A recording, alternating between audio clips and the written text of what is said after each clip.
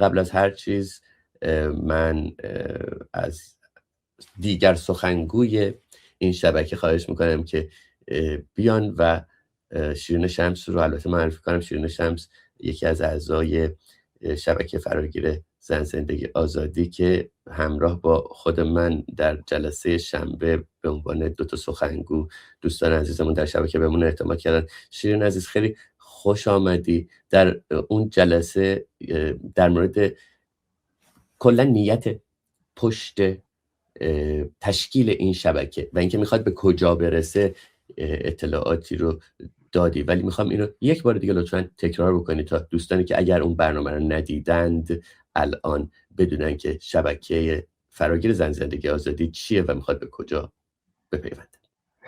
سلام میکنم به تو کامبیز غفوری عزیز و همچنین بینندگان این برنامه. بسیار سپاسگزارم که ما رو دارید همراهی میکنید. این روزها روزهای بسیار مهمی هست و امیدوارم که بحثایی که توی این برنامه میشه مورد توجهتون قرار بگیره و سوالاتتون رو بفرستید. ما بسیار تمایل داریم، بسیار مشتاقیم که یک رابطه 2 طرفه بین شبکه فراگیر زن زندگی آزادی و مخاطبینی مثل شما برگزار بشه. کامیز عزیز، من قبل از اینکه به این سوالی که شما بگی پاسخ بدم، وقتی داشتم میمدم توی برنامه داشتم به این فکر میکردم که داره سال 1405 فرا میرسه، سال نو، و الان مردم در داخل کشور چه حال و هوایی دارند. این روزها معمولا نزدیک شدن به لحظه سال تحویل یک هیجانی در مردم وجود داره، یک شوری در مردم وجود داشته برای نو شدن، برای بهار آمدن.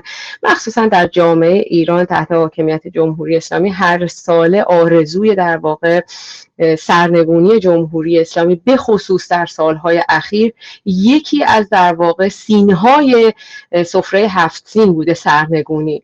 اما امسال بسیار متفاوت هم هست. از طرفی مردم خب به هر حال زیر سایه جنگ هستن، نگرانی و اضطراب و بعد از اون قتل عام دیماه 1404 حال و هوا رو خیلی خیلی متفاوت کرده.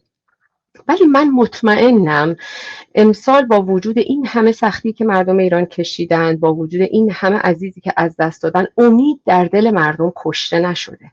امید به آزادی، امید این که پایان شب سیاه سپید است، امید به این که این زمستان هم تمام خواهد شد. زمستان هر چقدر طولانی باشه تمام خواهد شد و بهار فرا خواهد رسید.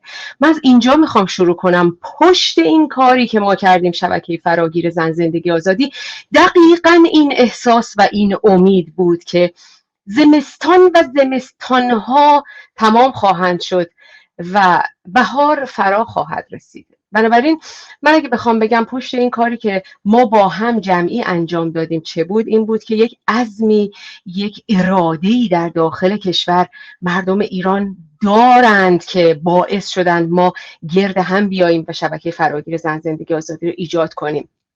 ما خب رابطه خیلی خوب و قوی داشتیم با تشکل‌های داخل کشور، ولی وقتی در جنگ 12 روزه فراخوانی اومد از سوی شبکه سراسری انقلاب زن زندگی آزادی که خود این شبکه در سال 1401 در روزهای داغ و آتشین انقلاب زن زندگی آزادی تشکیل شده بود، تشکل‌های دانشجویی، تشکل‌های دانش آموزی، گروه‌های زنان و جوانان مبارز و انقلابی این شبکه رو تشکیل داده بودن.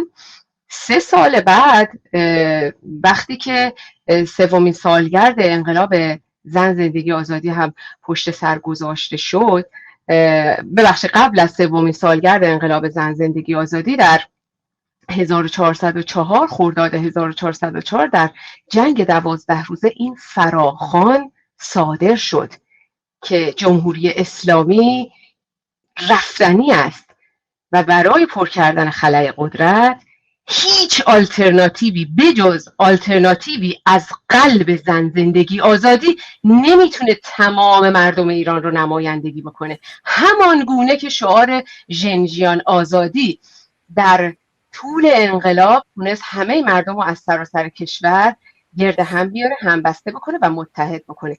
اینجا بود که ما به این فراخوان بسیار مهم پاسخ دادیم و اون عزم و اراده‌ای که در داخل کشور وجود داشت رو در خودمون تقویت کردیم که ما هم از زن زندگی آزادی یک آلترناتیو سیاسی دموکراتیک کثرتگرا ارائه بدیم و گام اول رو برداشتیم. من بسیار خوشبین هستم که با وجود شما عزیزان که الان نینا افشاری عزیزم به ما پیوستن، با دوستانی مثل شما که همه دغدغه من، همه با اراده، همه با عزم راسخ هستیم، گام بعدی بریم برای تشکیل شورای هماهنگی و رهبری و همین پروسه تشکیل اون آلترناتیوی که گفتم مد نظر هست رو بتونیم همینطور استپ بای استپ بریم جلو.